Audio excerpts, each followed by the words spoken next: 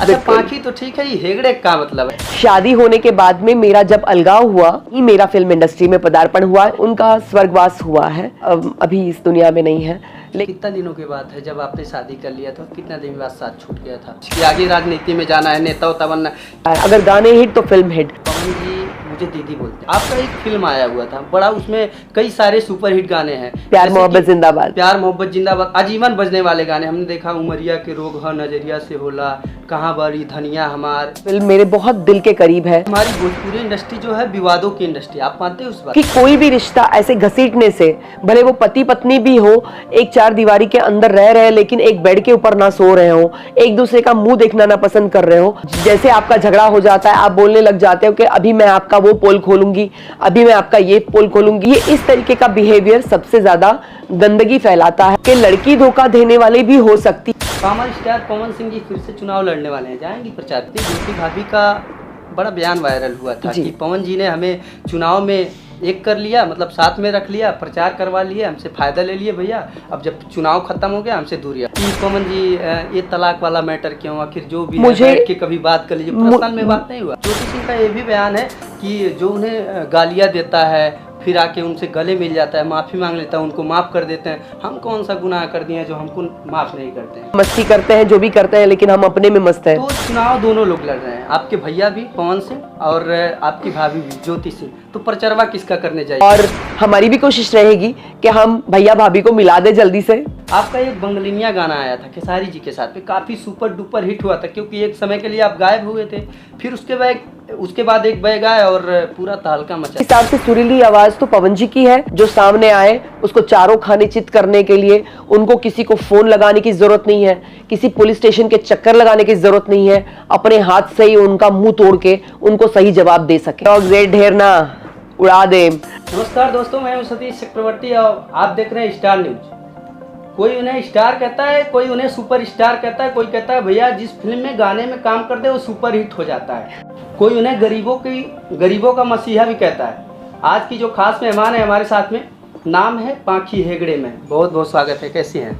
बहुत बहुत धन्य हूँ आपका इंट्रोडक्शन सुन के, थैंक यू सो मच। मैं इतनी बड़ी तो नहीं हूँ लेकिन आप बहुत बड़ा बना दे रहे हैं मेरे को, thank you so much for such kind words. Bihar में आए हैं फिलहाल प्रेजेंट टाइम में पटना में, कैसा लगा आपको बिहार में आके? जब भी बिहार में आते हैं तो बहुत ही अच्छा लगता है और तबीयत एकदम खुश हो जाती है। लिट्टी चोखा खा लेते हैं पहले तो, ताकि जो हमारे मन में बिहार के लिए जो प्यार है वो हमारे लिट्टी चोखा में दिखता है, तो मेरा लिट्टी चोखा ये एवरीडे का खाना है। पहले से आप सोच के आते हो कि जाएंगे तो लिट्टी चोखा खाना ही है। अच्छा, पाखी तो ठीक है, ये हेगड़े का मतलब है? लोगों के मन में सवाल है, जैसे आगे लोग अपना टाइटल लिख देते हैं, कोई सिंह लिख देता है, कोई भगवान, कोई पंडितान, जो ये हेगड़े वाला बड़ा कंफ्यूज रहता है, इसको क्लियर कर दो आप। हेगड़े तो मेरा सरनेम है। जैसे हमारे कास्ट में कन्नड़ समाज से हूँ मैं, तो कन्नड़ में जैसे आपके शेट्टी हुए, जैसे राय हुए, जैसे अलवा हुए, ये सरनेम्स है। यहाँ पे होते हैं चौधरी, यादव, मिश्रा जी, तो वैसे ही वहाँ पे होता है हेगड़े। आपने सुना होगा रामकृष्ण हेगड़े जी के बारे में, जो कर्नाटक से बिलोंग करते हैं, तो ये same way it's a surname. अब प्रेजेंट टाइम में लोग खासकर बिहार वाले हमारे कह रहे हैं भैया कि पाखी हेगड़े कोई नेता तो नहीं है, लेकिन वो नेता वाला काम कर रहे हैं। राजनीति में जाने का है क्या कुछ, कि आगे राजनीति में जाना है, नेता उता बनना? क्योंकि नेता का जगह आप ले रहे हो, ठंडी आता है तो वहाँ से चले आते हो आप कंबल बांटने के लिए। अभी फिलहाल एक वीडियो हमने देखा आपका, मच्छरदानी वाला, साड़ी वाला जी, जहानाबाद में। मुझे लगता है कि देखिए, मेरे लिए बहुत इम्पोर्टेंट होता है कि जो इंसान अपनी मेहनत से रोटी कमाता है और काम करता है, उसके लिए ये ज़रूरत होती है कि उसको प्यार देने वाला भी कोई होना चाहिए। और अगर हम अपनी मेहनत की रोटी कहीं से कमा रहे हैं तो उसमें जो आपको बनाए हैं, जो आपको खड़ा किए हैं, उनका योगदान भी उतना ही होता है, मैं मानती हूँ। और अगर कोई भी इंसान अगर इस चीज़ को मानता है कि आप जो कमाते हैं उसमें उनका हक होना चाहिए, तो ये बस हक अदा मैं कर रही हूँ उनका, जो मेरे मेरे प्रेम कहिए, मेरा उनके लिए एक लगाव कहिए, जैसा भी, मैं जब भी यहाँ आती हूँ और मुझे लगता है कि बाढ़ग्रस्त देशों में ऐसे जगहों पे जहाँ पर कोई पहुँच नहीं पाता है, राहत नहीं सही तरीके से पहुँचती है, वहाँ जाकर उनको राहत दीजिए तो मतलब है। अगर गर्भवती महिलाएं हैं, जो नवजात शिशु हैं, ऐसी माएँ हैं, उनको उसका इम्पोर्टेंस समझाइए कि मच्छरदानी वितरण नहीं है। उस मच्छरदानी को लगाने से आपको कितना आपके जीवन में आगे अच्छा होगा। आपके जो पैदा होने वाले बच्चे हैं उनको रोग राई से आप दूर रख रहे हैं। एक मच्छर आदमी को क्या क्या कर सकता है आपको तो पता ही है। अभी लेटेस्ट में हमने अमरपाली का पॉडकास्ट किया था, उन्होंने बड़ा तारीफ किया था आपका, क्या कुछ कहिएगा? आपने कोलैब भी एक्सेप्ट किया था। मेरी बहुत अच्छी सहेली है और बहुत ही प्यारी है वो। हम जब भी मिलते हैं, मतलब लोग भले कोई भी बातें करें, मुझे नहीं पता, बट मैं और वो जानती हैं कि हम एक दूसरे के लिए कितना रिस्पेक्टफुल रिलेशनशिप रखते हैं। और नो डाउट हमेशा जब भी बात होती है तो मस्ती मजाक भी चलता रहता है, तो हमेशा बोलती अरे यार तुम तो जाके कर सकती हो, मुझे तो जाना सोचना नहीं हो पाता। और मैं सोचती हूँ कि हर एक का अपना एक तरीका होता है प्रेम दिखाने का, और हर एक का एक अपना तरीका होता है तवज्जो देने का। तो वो जैसे वो वहाँ से ही कर देती है, लेकिन वो इच्छा तो है कि करना है। व्यस्त स्केड्यूल होता है, कभी कुछ होता है, नहीं जा पाता है इंसान। मेरे साथ खुद के साथ भी इस बार हुआ था कि अम्मा की तबीयत ख़राब हो गई थी, मेरी मम्मी की तबीयत, और उसके बाद में मैं जा ही नहीं पाई। तो लास्ट टाइम मैं नहीं कर पाई थी, तो अभी मैंने इस बार एफर्ट किया। जब मेरा अम्बे है मेरी माँ शूटिंग चल रहा था, वो मैंने जैसे ख़त्म किया तो वहाँ से स्ट्रेट मैं जहानाबाद चली आई। और मैंने मतलब डिसाइड किया था, क्योंकि मुझे पता था उल्टा पड़ जाता मेरे को। बनारस से मुझे फ़्लाइट मिल रही थी मुंबई की, लेकिन नहीं होके भी मैं सीधा सीधा चली गई वहाँ पे। तो इस हिसाब से हम लोग मतलब उन चीज़ों को मैनेज करते हैं। कि मैं वैसे तो कर्नाटक से हूँ, कर्नाटक से मैं बिलोंग करती हूँ, और मैं पली बड़ी मुंबई में हूँ। मतलब मेरा जन्म बोलते हैं ना, जैसे मैं मेरा जो रहना सहना है वो मुंबई में रहा है, और मुंबई से यहाँ पर मेरी कर्म क्षेत्र से जुड़ाव मेरा बिहार से कर्म क्षेत्र से है। परिवार में कौन कौन है? परिवार में मैं हूँ, मेरी 2 बेटियाँ हैं, और मेरी अम्मा है मेरे साथ में, और मेरी सिस्टर की डॉटर भी मेरे साथ में 9th स्टैंडर्ड से रहती है। तो हमारा परिवार जैसे पूरा लड़कियों से भरा हुआ है। और एक छोटा सा पेट है जिसकी आंखें नहीं है, और उसका नाम लियो है, तो हमने उसका नाम भी लियो हेगड़े रखा है। अच्छा जी। अच्छा, कब से लगा था आपको? बचपन से शौक था क्या कि हमको एक्ट्रेस बनना है, मॉडल बनना है, और जाके भोजपुरी इंडस्ट्री में तहलका मचाना है? मुझे लगता है कि नहीं, सपना तो ऐसा कुछ भी नहीं रहा है। लेकिन मुझे जब भी मैं मेरे टाइम पे श्रीदेवी जी की और जिनकी भी फिल्में आती थी, तो मुझे उनको देख के बड़ा मन करता था कि मुझे भी ऐसा ही दिखना है, मुझे भी ऐसा ही करना है। उनकी जितनी छुई मुई वाली हरकतें होती थी, देख के लगता था अरे यार कितनी सुंदर है, कितना प्यारा लगती है। वैसे दिव्या भारती जी एक हीरोइन हुआ करती थी, 18-19 साल में ही उनकी डेथ हो गई, लेकिन मुझे वो हीरोइन भी उतनी ही पसंद थी। मुझे वो श्रीदेवी की कॉपी लगती थी, एकदम श्रीदेवी जैसी लगती थी। तो मुझे ऑलवेज वो रहा है। कॉलेज और स्कूल में best female dancer, best dancing competition में जितने पार्ट लेती थी उस सब में मैं अव्वल आती थी। तो मुझे हमेशा शौक तो रहा है। लेकिन मेरी शादी ही 19 ईयर्स में ही हो गई थी। तो जब शादी हो गई तो रवैया ही लोगों का बदल जाता है कि हाँ ठीक है, कुछ नहीं, अब तो मतलब हो गया। मैं पढ़ाई लिखाई करना चाह रही थी, मुझे CS करना था, लेकिन मध्यम वर्गीय परिवार से थी। तो हमारे घर में सब लोग मतलब जिस तरीके से मेरी अम्मा थी, इंट्रोवर्ट थोड़ा सा ख्यालात के थे, तो उनको भी नहीं चाहिए था कि और ज़्यादा मैं कुछ करूं। तो उन्होंने शादी करा दी और मैं शादी के जीवन में व्यस्त हो गई। जैसे जैसे थोड़ी सी बच्चियाँ। पढ़ाई लिखाई कितना तक हो पाया था? मैंने मेरा ग्रेजुएशन कंप्लीट किया है, और उसके बाद में मैं करस्पॉन्डेंस से क्योंकि मेरा CS का पढ़ाई आधा छूट गया था, तो उसके बाद में मैंने कंटिन्यू करके मैंने MSW किया है, MBA किया है, और अभी तैयारी है PhD की। अभी जारी है पढ़ाई? जी, मतलब चल रही है। मुझे लगता है कि ये कंटिन्यूअस प्रोसेस है। इस अथाह सागर में आप जितनी डुबकियां लगाओ, उतने ही आप ऊपर आते वक्त फ्रेश फील करोगे। तो मुझे लगता है कि इंसान को हमेशा सीखना चाहिए, या तो किताबों से या तो घूम के। तो मैं आधा किताबों से सीख रही हूँ, बाकी तो यहाँ बिहार घूम के मुझे पता चल ही रहा है। निरहुआ रिक्शा वाला फिल्म आया था, काफ़ी बवाल मचाया था। उससे लोग दिनेश लाल यादव से निरहुआ नाम जुड़ गया कि लोग कहते हैं भैया आज भी कि अगर निरहुआ नाम आया तो पाखी हेगड़े ने ही बनाया, ऐसा लोगों का बयान रहता है। क्या कुछ कहिए उसके बारे में? बहुत सारा प्यार दिए थे लोग। मुझे नहीं लगता कि ऐसा कुछ भी है, लेकिन लोगों का प्यार ज़रूर है कि निरहुआ रिक्शा वाला मूवी का एक अलग आयाम बना, और उसके मेरे डायलॉग्स ए ढेरना उड़ा दे, ये तो लोग जानते ही हैं कितने फेमस है। और नो डाउट जितना कि हीरो का श्रेय होता है एक फ़िल्म को हिट करने के लिए, मैं बिलीव करती हूँ हीरोइन का भी होता है, और किसी एक का कम या किसी एक का ज़्यादा ऐसा नहीं होता है। लेकिन इसके अलावा भी जो इम्पॉर्टेंट होता है वो स्क्रीन प्ले होता है, जो आपकी स्टोरी को हीरो बना देता है, तो वो बहुत इंपॉर्टेंट कैरेक्टर होता है। उसके गाने होते हैं, क्योंकि हमारी भोजपुरी फिल्में गानों से बनती है, गानों का बड़ा मतलब रुझान लोगों को ज़्यादा रहता है। अगर गाने हिट तो फिल्म हिट, तो गानों को भी श्रेय जाता है। ऐसे हम फिल्म को हिट करने के लिए हर एक कड़ी को इम्पोर्टेंस देते हैं, तो मुझे लगता है कि सब कड़ियाँ इम्पॉर्टेंट होती है, और उस सब कड़ियों की वजह से ही निरहुआ रिक्शा वाला जो फिल्म हिट बनी है वो एक एक साल तक थिएटर से उतरी भी नहीं है। वो शादी से पहले फिल्म था या शादी के बाद? नहीं, मेरा फिल्म इंडस्ट्री में पदार्पण ही हुआ है मेरे शादी के बाद। तो मेरे शादी के बाद ही जो भी चीज़ें हुई हैं, या फिल्म इंडस्ट्री में आना और फिल्म इंडस्ट्री में काम करना से लेके सब मेरे शादी के बाद का ही सफ़र है। मतलब शादी हो गया तो फिर आपने इंडस्ट्री में आया, ऐसा है? शादी होने के बाद में मेरा जब अलगाव हुआ, अलगाव होने के बाद में ही मेरा फिल्म इंडस्ट्री में पदार्पण हुआ है। उसके पहले मैं सिर्फ और सिर्फ हाउसवाइफ रही हूँ। तो पतिदेव यानी हमारे भैया जी क्या करते हैं सर जी? उनका स्वर्गवास हुआ है, सो अभी इस दुनिया में नहीं है। लेकिन जो भी सफ़र रहा वो थोड़ा सा प्रॉब्लमैटिक तो रहा, तकलीफ़दायक रहा, और मुझे लगा कि बच्चों की लाइफ सेफ़ नहीं रहेगी।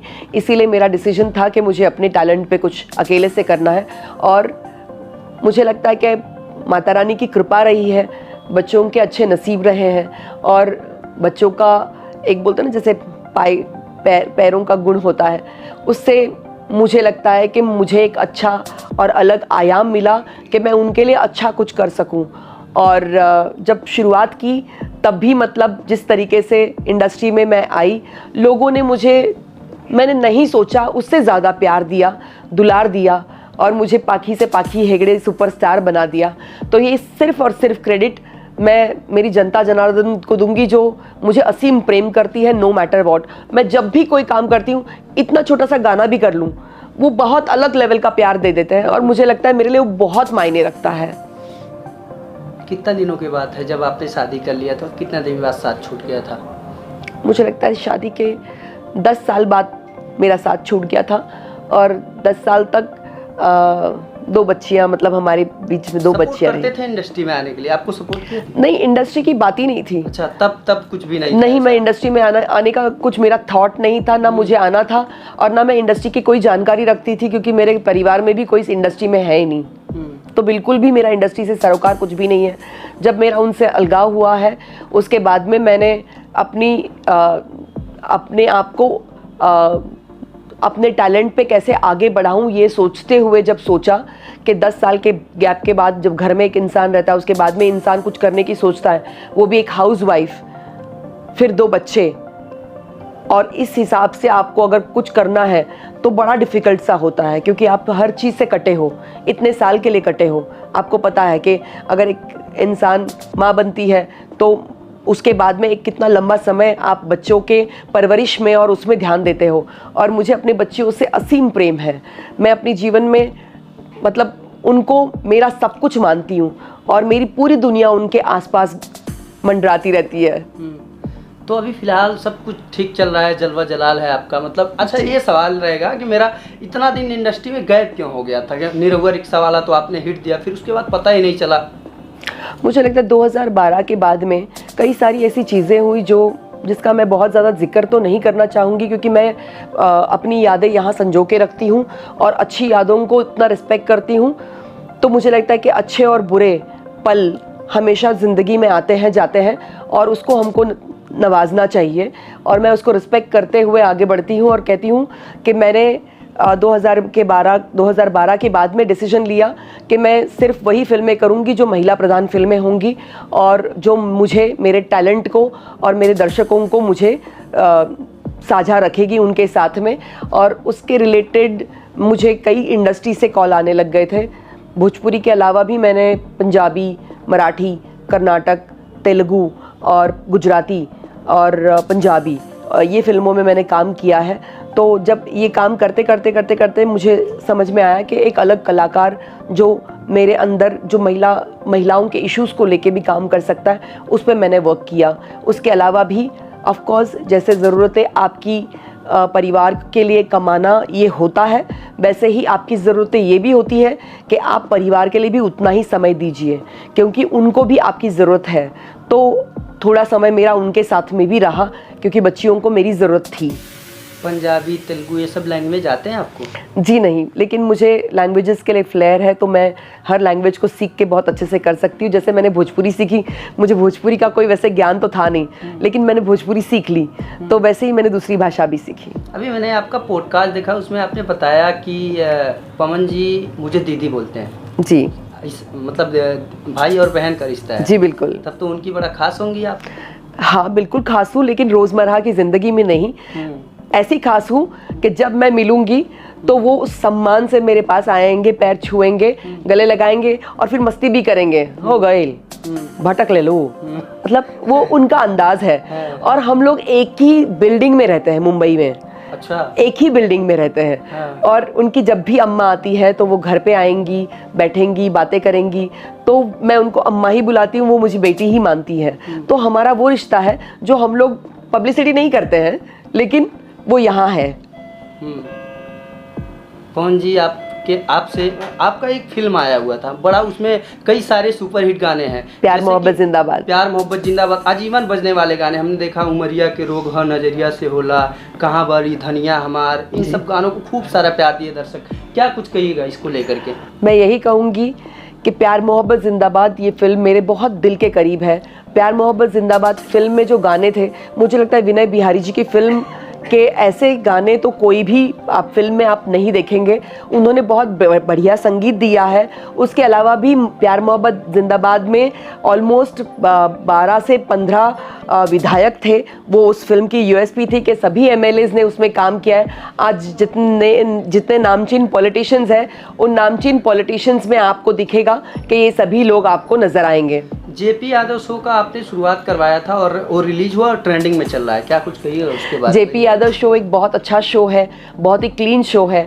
हम लोग भोजपुरी को हमेशा लांछन लगाते हैं कि सिर्फ और सिर्फ अश्लील चीज़ें परोसी जाती हैं और अश्लील चीज़ें आपको दिखाई देती है, लेकिन मुझे लगता है एक ऐसा कॉमेडी शो जो इतना बढ़िया तरीके से अगर पोर्ट्रेल होता है, ऐसा शो मैंने देखा नहीं है। तो इस तरीके का कंटेंट आपको मुझे नहीं लगता है कि आज की तारीख में किसी प्लेटफॉर्म पे भी मिलेगा जैसे जेपी यादव शो है। आप कपिल शर्मा जी की जो कॉमेडी सेंस और वो सबको देख के आप फील करते हो कि ऐसा शो होना चाहिए जहाँ पर आप परिवार के सभी मेंबर्स के साथ में बैठ के उस शो को देखें, एंजॉय करें। पारिवारिक शो हो जहाँ लोगों को एक प्राउड फील हो कि अच्छा शो है, वही शो आपको ये जेपी यादव शो लगेगा, जहाँ पे मस्ती मजाक सब है, कॉमेडी भी है। परिवार के साथ में बैठ के भी आप आराम से देख सकते हैं। घर के अंदर बैठ के आप बच्चों के साथ में आराम से इस शो को एंजॉय कर सकते हैं। लेकिन आपको इस तरह की कॉमेडी मिलेगी, इस तरह की राहत मिलेगी कि पूरी दिनचर्या की आपकी थकान वो मिटा देगा। इतना ब्यूटीफुली उन्होंने उसको स्क्रीन प्ले वाइज भी किया हुआ है और डायलॉग वाइज भी किया हुआ है, तो आपको खूब मज़ा आएगा। और मेरा पर्सनली मतलब लाइकिंग है इस शो के लिए, क्योंकि हर एक का किरदार जो है ना, जैसे कबूतर करके है, उनका किरदार डॉक्टर ओझा करके है, हर एक फ्लेवर में एक अलग करामाती इंसान आपको करते हुए दिखेगा। एक ने तो मुझे बहुत चौंका दिया, जैसे दिनेश जी की एक्टिंग करते हुए वो आया, मुझे लगा दिनेश जी है, लेकिन दिनेश जी से फेयर और दिनेश जी से एक परफॉर्मेंस में अलग बड़ा वायरल होने वाला, मतलब मुझे इतना शॉक कर दिया वो बंदे ने। मैं देखती रह गई, मैंने कहा यार ये कौन है, ये कहाँ से आ गए, क्योंकि ऐसे तो बोला नहीं गया था उन्होंने कि दिनेश जी आ रहे हैं शो पे। और सडनली मैंने देखा कि तो मुझे ना ऐसे बड़े शॉकिंग से चीज़ें देखने मिली और बहुत ही एंटरटेनिंग, लाइक डांस हो या परफॉर्मेंस हो, सब कुछ इतना एंटरटेनमेंट लेवल पे पूरा 100% कमाल का तड़का दिया हुआ है इस पे। लोग कहते हैं कि हमारी भोजपुरी इंडस्ट्री जो है विवादों की इंडस्ट्री, आप मानते हैं उस बात को? कई हद तक ये सच भी है और कई हद तक मुझे लगता है कि प्यार मोहब्बत जो बोलते हैं ना, प्यार मोहब्बत जिंदाबाद, यहाँ पे बोलेंगे प्यार मोहब्बत जिंदाबाद। इनका झगड़ा भी मुबारक, इनका प्यार भी मुबारक, क्योंकि इनका झगड़ा भी बहुत लंबा नहीं टिकता और इनका प्यार भी लंबा नहीं टिकता। क्या ही बोले। अभी हाल ही में देखिए ना, वनु द ग्रेट का नाम सुना है आपने? जी बिल्कुल सुना है। मनी मिराज को लेकर के काफी सोशल, हमें ये नहीं समझ में आता है, जब मॉडल हो, हीरोइन हो, मतलब कोई भी हो, जब मतलब हीरो के साथ में रह रही है जब तक, तब तक बहुत अच्छे हैं। जब थोड़ा सा ब्रेकअप होता है, दूरियां बनती हैं, सारा चीज छिया लेता है सोशल मीडिया पे आके। क्या कुछ कहिएगा इन सब मुद्दों पे? नहीं, मैं सिर्फ यही कहूँगी, देखिए कि हम और आप कोई नहीं होते हैं इन चीज़ों को जज करने वाले, लेकिन जो मुद्दा है कि कोई किसी के संगत में आ गया या कोई किसी के संगत से बाहर जाना चाहता है, किसी का किसी के ऊपर अधिकार तब तक ही होता है जब तक आपस में आपसी सामंजस्य और प्रेम बना रहता है। जब आपका आपसी प्रेम खत्म हो जाता है तो फिर आपको वहीं अलविदा कर देना चाहिए, क्योंकि कोई भी रिश्ता ऐसे घसीटने से, भले वो पति पत्नी भी हो, एक चार दीवारी के अंदर रह रहे हैं लेकिन एक बेड के ऊपर ना सो रहे हो, एक दूसरे का मुंह देखना ना पसंद कर रहे हो, ऐसे रिश्तों का क्या ही मतलब बचा। तो मैं सिर्फ यही कहूँगी कि इसको पॉलिटिकल गिमिक ना बनाए, इसको मतलब ऐसा मुद्दा मत बनाइए कि आपके ऊपर लोग हंसे, या आप एक समाज में रह रहे हैं उसको समाज में एक अलग गंदी नज़र से देखा जाए कि आप जैसे आपका झगड़ा हो जाता है आप बोलने लग जाते हो कि अभी मैं आपका वो पोल खोलूँगी, अभी मैं आपका ये पोल खोलूँगी। तो मुझे लगता है जब अच्छे से थे तब वो पोलें खुलनी नहीं थी, अब आपको पोलें खुलनी है। या तो वो कंट्रोलिंग बिहेवियर हो जाता है, भले वो लड़के की तरफ से लड़की के ऊपर ओवर कंट्रोलिंग या ओवर पावरिंग बिहेवियर, या लड़की की तरफ से, दोनों समझदार व्यक्ति हैं। ये इस तरीके का बिहेवियर सबसे ज़्यादा गंदगी फैलाता है और आपके लिए सिर्फ और सिर्फ गलत नाम ही लॉन्ग टर्म में देगा। इससे किसी का भला नहीं होना दोस्त। अगर हम पूछे कि प्यार मोहब्बत में ज़्यादा लड़कियां धोखा देती हैं या फिर लड़के? नहीं, ऐसा क्यों बोलेंगे कि लड़कियां धोखा देती है भाई? मतलब आपका मैं यही कहूंगी कि लड़की धोखा देने वाले भी हो सकती हैं, लड़का धोखा देने वाले भी हो सकते हैं। हर इंडिविजुअल पे डिपेंड करता है कि वो पर्टिकुलर पर्सन कैसा है, उसकी अपब्रिंगिंग, उसकी परवरिश कैसी है। उसके हिसाब से अगर उसने सिर्फ यही देखा हो कि भाई लोगों को धोखा देना है, और बचपन से एक लड़के बच्चे के मन में आप जो डालोगे ना वो वैसा ही तैयार होगा आगे चल के। अगर आप उसको बंदूक हाथ में पकड़ के चलाना सिखाओगे तो वो सिर्फ बंदूक की भाषा जानेगा, और अगर आप उसको प्रेम दोगे तो वो सिर्फ प्रेम की भाषा ही बोलेगा। पावर स्टार पवन सिंह जी फिर से चुनाव लड़ने वाले हैं, जाएंगे प्रचार करने? ऑफ कोर्स जाऊंगी, क्यों नहीं। वो मेरे भाई हैं और मैं उनको रिस्पेक्ट करती हूँ उस नाते, और जहाँ जहाँ उनको एक बहन की ज़रूरत नज़र आएगी मैं उनके लिए हमेशा मिलूंगी खड़ी। अभी लेटेस्ट सोशल मीडिया पे उनकी धर्मपत्नी ज्योति भाभी का बड़ा बयान वायरल हुआ था कि पवन जी ने हमें चुनाव में एक कर लिया, मतलब साथ में रख लिया, प्रचार करवा लिए, हमसे फ़ायदा ले लिए भैया, अब जब चुनाव खत्म हो गया हमसे दूरियां बना ली। इसके बारे में क्या कुछ कहिएगा? जैसे मुझे लगता है कि देखिए, मैं उस औरत का बहुत सम्मान करती हूँ। मैंने उनको देखा है कि पवन, आपने बातचीत हुआ है ज्योति भाभी से? ऑफ कोर्स यस, हम लोगों ने साथ में प्रमोशन किया है। हमारे साथ में वो जितना टाइम भी पवन जी के प्रमोशन में रही हैं, दिखी हैं, बहुत ही सम्मानजनक औरत है और मैं बहुत रिस्पेक्ट करती हूँ उनकी। और यही कहूँगी कि अगर वो चुनाव लड़ रही हैं तो मुझे लगता है कि उनको लड़ना चाहिए, लोग उनको प्यार करते हैं। लेकिन अगर आपसी सामंजस्य नहीं है तो वो उनका एक पर्सनल वैयक्तिक मुद्दा होता है, उनको आपस में बैठ के उसको सुलझाना चाहिए। और हमारी भी कोशिश रहेगी कि हम भैया भाभी को मिला दें जल्दी से। तो मिलवाना चाहती हैं? क्यों नहीं। मुझे लगता है कि अगर एक परिवार, टूटता हुआ परिवार बनने जाए तो हम क्यों नहीं चाहेंगे। अच्छा, आप इतना करीब हैं तो आपने कभी पवन जी से पूछा नहीं कि पवन जी ये तलाक वाला मैटर क्यों, आखिर जो भी मुझे बैठ के कभी बात कर लीजिए, पर्सनल में बात नहीं हुआ? मेरी पवन जी से मुलाकात, क्योंकि उनका भी स्केड्यूल बहुत बिजी रहता है और मेरा भी बिजी रहता है, तो बहुत ज़्यादा हर रोज़ बात नहीं हो पाती है। लेकिन जब भी बात होती है तो हमेशा इस बात पे मैंने ये बात करने की जब भी कोशिश की है तो बोलते हैं कि क्योंकि मैं जो गो थ्रू कर रहा हूँ मुझे पता है। तो सही बात है, वो जो गो थ्रू कर रहे हैं वो मुझे नहीं पता, या वो ज्योति जो गो थ्रू कर रही है मुझे नहीं पता, तो तीसरा कोई नहीं होता है इनके मुद्दे सुलझाने के लिए। वो दोनों को ही बैठना पड़ेगा और उन मुद्दों को सुलझाना पड़ेगा। देखिए, ज़बरदस्ती आप किसी को जोड़ नहीं सकते हैं। ज़बरदस्ती आप कितना भी कुछ करने की कोशिश करेंगे, अपोजिट पोल होंगे तो वो रिपेल करेंगे, दूसरे से भागेंगे। ज्योति सिंह का ये भी बयान है कि जो उन्हें गालियाँ देता है फिर आके उनसे गले मिल जाता है, माफ़ी मांग लेता है, उनको माफ़ कर देते हैं। हम कौन सा गुनाह कर दिए हैं जो हमको माफ़ नहीं करते हैं? मुझे इसका आइडिया नहीं कि कौन है जिनको गालियाँ दे रहे हैं, और पर मुझे लगता है कि जैसे इंडस्ट्री का मैं रूल बताती हूँ आपको, यहाँ पे दोस्ती या दुश्मनी बहुत लंबी नहीं टिकती है। दो दोस्त बन के एक साथ में नज़र आएंगे, फिर एक दूसरे को कुछ बोलते हुए फेसबुक पे उनके कमेंट आएंगे, फिर तीसरे दिन साथ में कुछ काम करते हुए नज़र आएंगे। तो इंडस्ट्री का ये रिवाज है कि सब लोग आपस में मिलजुल के रहते हैं, और शायद हो सकता है कि आपसी भाईचारा है, ये तरीका है अपने आप को दिखाने का कि हम ऐसे ही हैं, हम मस्ती करते हैं, जो भी करते हैं, लेकिन हम अपने में मस्त हैं। तो चुनाव दोनों लोग लड़ रहे हैं, आपके भैया भी पवन सिंह और आपकी भाभी भी ज्योति सिंह, तो प्रचारवा किसका करने जाइएगा, पवन जी का? मुझे लगता है कि देखिए, मुझे हेल्प करेंगे और बुलाएंगे कि आप आइए तो मैं ज़रूर प्रचार करूंगी। मैं किसी के भी प्रचार में जाने से मैंने कभी मना नहीं किया है, और मैं दोनों के लिए रिस्पेक्ट रखती हूँ। मुझे कभी भी किसी के प्रचार में जाने के लिए कोई प्रॉब्लम नहीं है। पर्सनल बातचीत होती है ज्योति सिंह से आपका? नहीं, मेरी कोई पर्सनल बातचीत नहीं हुई है। मैं उनको पवन जी के थ्रू ही जानती हूँ, लेकिन मैंने जितना भी उनकी पवन जी की अम्मा से सुना है, उतना मुझे समझ में आता है कि ज्योति जी बहुत अच्छी लड़की हैं। आपका एक बंगलिनिया गाना आया था खेसारी जी के साथ में, काफ़ी सुपर डुपर हिट हुआ था, क्योंकि एक समय के लिए आप गायब हुए थे, फिर उसके बाद एक बैग आए और पूरा तहलका मचा दिए। क्या कहिएगा, बड़ा प्यार दिए थे। मुझे लगता है कि जितना लोगों का प्यार है वो दिख के आता है। वो जब भी मैं कोई काम करती हूँ तो उनका प्यार अपने गाने के व्यूज़ के थ्रू या अपने कमेंट्स के थ्रू वो हमेशा दर्शाते भी हैं और दिखाते भी हैं। और लकी हीरोइन और ट्रेंडिंग हीरोइन इसीलिए बोला जाता है शायद, क्योंकि जब भी आती हूँ तो कुछ ना कुछ नॉइज़ तो मैं क्रिएट कर ही देती हूँ। भोजपुरी इंडस्ट्री में आपके हिसाब से सबसे बड़ा सुपरस्टार कौन है?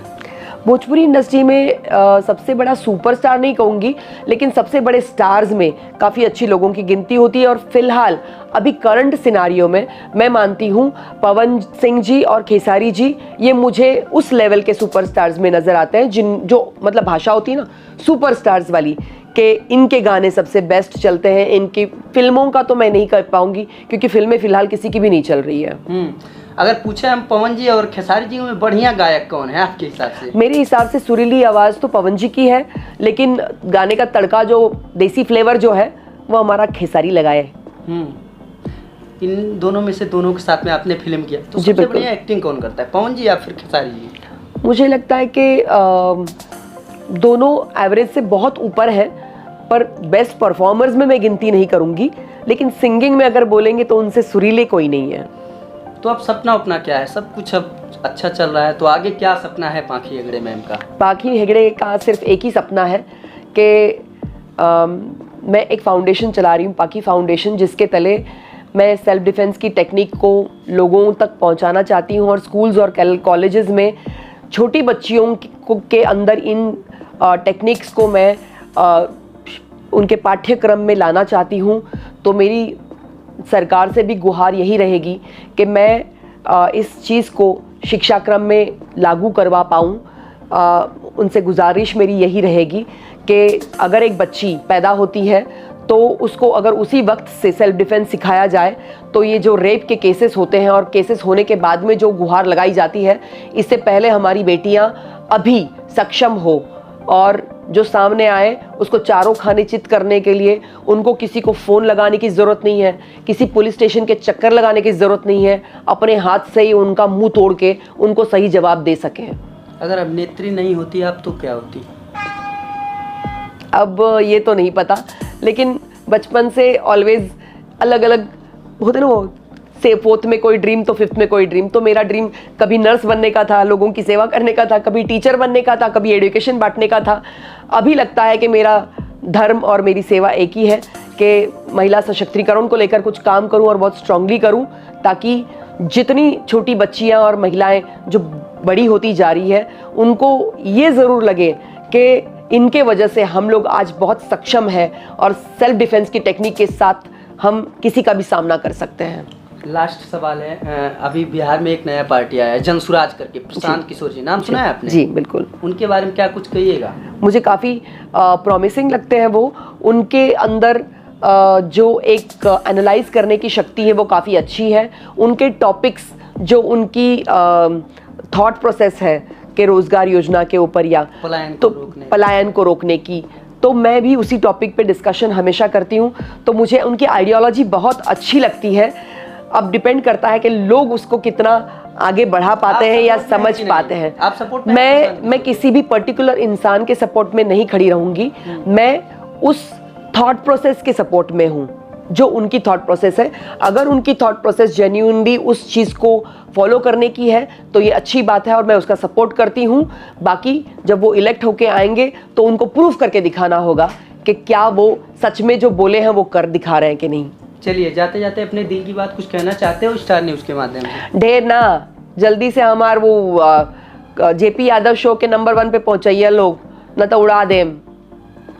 Okay, thank you so much. Bye bye. मेरे साथ में थी आपकी चहेती सुपरस्टार अभिनेत्री पाखी ma'am. Thank you so much.